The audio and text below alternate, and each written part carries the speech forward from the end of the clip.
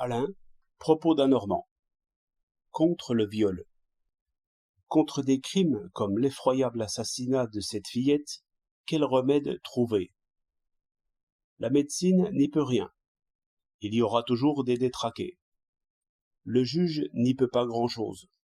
Nous n'avons plus de châtiment assez redoutable pour que l'idée d'une douleur à venir ait plus de puissance que les larmes et les supplications d'une enfant. Que faire? Ce que l'on fait en présence des forces naturelles. Connaître le danger et s'en préserver d'après ce que l'on en sait. L'expérience n'instruit point les hommes, à moins de répéter chaque jour ses leçons. Bien des fois, j'ai rappelé à des parents, qui laissaient courir leurs fillettes par les champs et les sentiers, que tous les fous ne sont pas enfermés, et toujours ils m'ont regardé avec étonnement. Jamais il n'arrive rien ici. Le pays est tranquille. Et c'est vrai. Heureusement, de tels crimes sont rares. Mais justement, c'est parce qu'ils sont très rares qu'ils sont possibles. On en parle pendant un mois ou deux, et ensuite on n'y pense plus.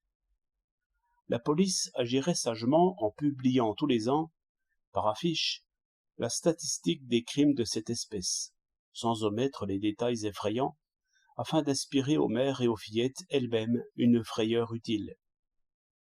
Toutes ces histoires de revenants et de diables déguisés, que l'on racontait à la veillée, avaient sans doute une utilité ignorée de tout le monde, mais pourtant réelle, qui était de donner aux enfants la peur de la solitude, de la nuit et des inconnus. Toutes les vieilles coutumes ont sans doute ainsi leur raison d'être. Vous haussez les épaules. Vous dites qu'un mensonge n'est jamais utile, et que la science remplacera tout cela. Sans doute.